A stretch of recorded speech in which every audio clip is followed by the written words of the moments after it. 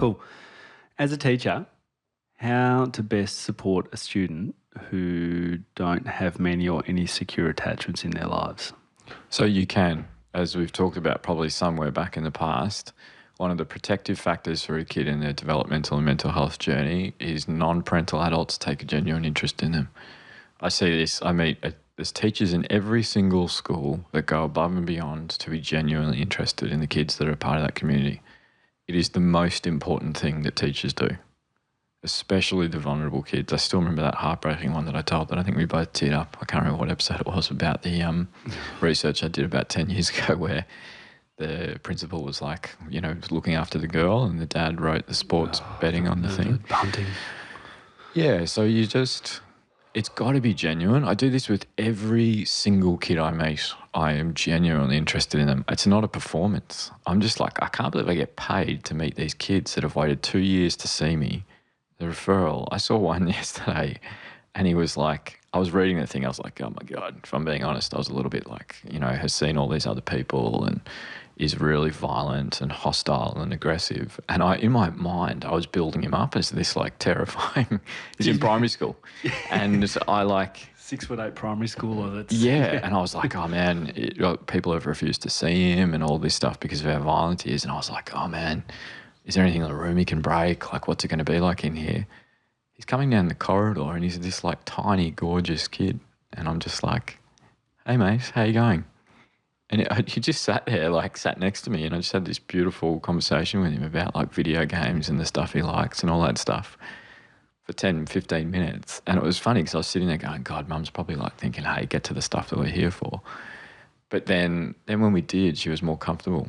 You can't go into detail. How do you round that corner? So I can see you sitting there having a chat about video games and then do you just sort of drop in a bit I say the same thing every single time. I've read the referral, but you tell me how I can help.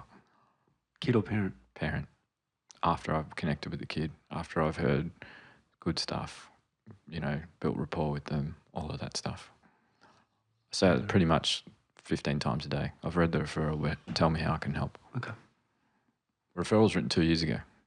Do you know what I mean? Things are changed. So, yeah, exactly. But gorgeous, gorgeous kid. Do you know what? Like, this is the short, so I apologise. Do you know what that kid said to me? And he has insecure attachment, and I'll tell you how I know. He's telling me, I said, what are you good at? And he said, soccer, footy. He said, boxing. And I said, oh, boxing, because he's young. So I was like, oh, that's a bit unusual. So I was like, do you have a coach? He's like, this kid's like 9. He's like, I don't need a coach. I'm that good. And I was like, oh, God. And you know the beautiful thing about this kid? So I said, how come? I said, mate, you've walked in the room. You're happy to see me. You lit up. You asked how I was going. You were really polite. I've just had 10 minutes talking to you about fun stuff. Kids should love you. How come you fight with every single kid in school? He said, because if they touch me, I hit them. No one's allowed to touch me. And this is kids accidentally bumping into him. He's watched horrific violence perpetrated to his mum through his entire childhood. That's not happening anymore, thank God. About 20 minutes in, this social worker, support worker rolls in. These are the non-English speaking family. This social worker walks in and she's probably in the last 5 years the best professional that I've seen. This kid doesn't feel safe talking to his mum about his feelings. He says, Mum hears about all the violence that's happened at school, has to come pick him up early. And she says, what's happening, what's going on? He never tells me. Tells this woman, the support worker. And she's amazing. I had this like highlight of my month where as they were leaving, she was the last out the door and I just tapped the social worker on the shoulder. I was like, hey, you're amazing. And she's like, so are you? And I was like, Jesus, if you think I'm doing the right job, then I must be. And this gorgeous little kid, but he's got insecure attachment. He can't take criticism. He's the toughest kid in the world. He's the best at everything because that's the wall he's built. And the only person that can get through it is this social worker. They do like a homework club where he goes and does it with her. And he's like, I don't like it because he's about 3 years behind and he's learning.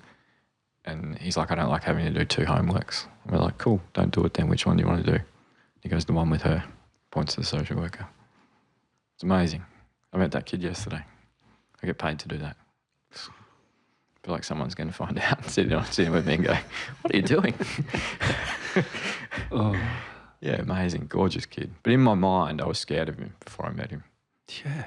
So I read all the information about him, and he walked down. And that's a very long-winded way of saying just what teachers do every day is just genuinely delighting kids. This podcast is brought to you by Guiding Growing Minds, a social enterprise that aims to give all children the best opportunity to reach their potential and succeed in living rich and meaningful lives.